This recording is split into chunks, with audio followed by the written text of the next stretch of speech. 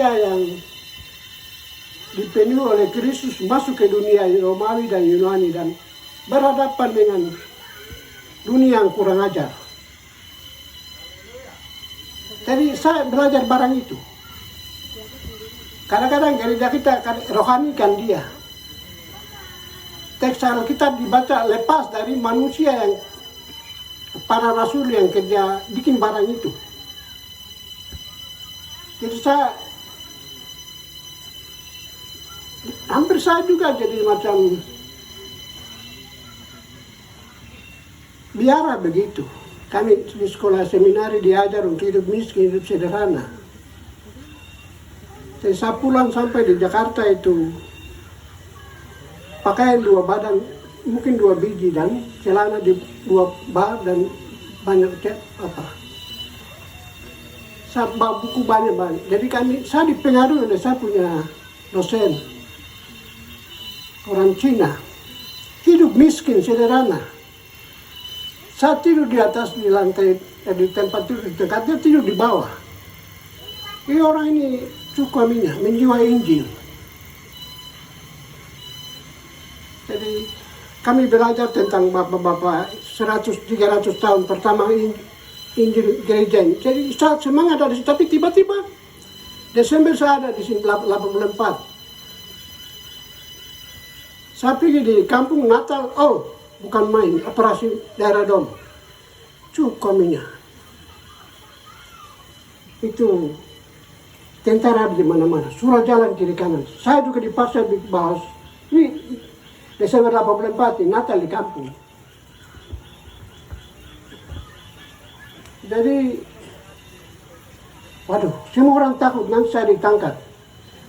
Bulan Januari 85 saya turun ke Nabire, tentara tahan saya di Nabire, interogasi di situ.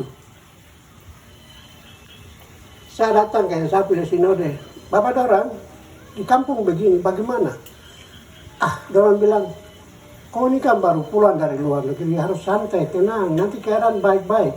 Waduh. Memang, saya lupa tadi, Desember sinode kasih SK untuk saya bikin ST di pos 7. Saya pulang dari kampung sampai di Abepura ini, karena Tuhan buang saya. Pengetahuan saya tentang Papua ini, hanya beberapa buku yang saya belajar tentang Pepera 69, ada wartawan yang tinggal di atas ini, di sini, lari ke kota, ke Biak, Manokwari, Sorong, wartawan tulis, saya bingung. Saya pergi cari teman, Pater Alfons Vanunen. Kau tolong saya dulu, saya ada parah ini. Ada teman dari Gidi juga Pak Dorom mungkin tahu, Pak Yan Khotsal. Ini dunia begini ini bagaimana?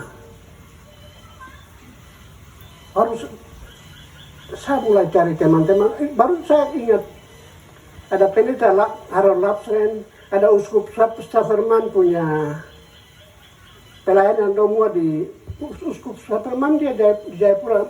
Setelah Pepera dia pensiun. Kalau pendeta Lapsren ini dia malam operasi militer di Manokwari, operasi penyerangan OPM itu, dia ada di situ pendeta Lapsren. Dia ketemu saya, bicara banyak tentang ini. Jadi orang-orang ini ganggu saya, cukup minyak. Kesimpulan saya, Pak Morin, kenapa saya kasih aku bikin buku itu? Saya mau tahu apa yang terjadi di Papua. Jadi saya pergi di depan toko buku, depan kantor DPRD ini, taman apa ini? Toko buku Gunung Agung, itu orang Batak. Saya pergi tanya dia, ada buku tentang Papua kah? Baru dia ajak saya bawa ke meja kecil. Dia bisik, dia kasih tunjuk beberapa buku yang dilarang. Termasuk si Mampioper punya buku Jayapura ketika Perang Pasifik, Benteng yang Bekaki. Waduh. Itu saya sendiri di Papua. Baru yang saya lihat gereja-gereja semua terpecah-pecah, semua pecah-pecah. Tuh hari saya celaka. Jadi mulai hari itu saya mulai pikir tentang bagaimana bisa ini orang Papua ini apa ini? Begitu mulai cari tahu dan ya mulai ini Filiari. Saya lihat dia udah bikin seminar di STTGKI tentang gerakan-gerakan misianis. Jadi bagian-bagian baru saya ketemu Presiden Kadewa yang kasih naik bendera di bawah ini di apa ini? Di kantor gubernur ada 6 perempuan ormo itu perempuan-perempuan hebat itu. Jadi saya pikir, apakah kami gereja ini bagaimana? Tuhan mau kami bikin apa? Mulai hari itu saya mulai pikir tentang harus kita mesti lewati, kita mesti lebih di atas dari sistem ini yang memecah-mecah kita, yang membagi-bagi kita, membuat kita terkurung di dalam masing-masing urus sibuk dengan masing-masing gereja dan kita pecah-pecah. Supaya bikin singkat waktu, di situ yang saya bangun komunikasi dengan teman dua itu, teman Arab. Tapi saya ditugas ke Makassar lagi, saya bertemu 1 tahun lagi, belum komunikasi baik dengan saya ke Makassar kembali, begitu.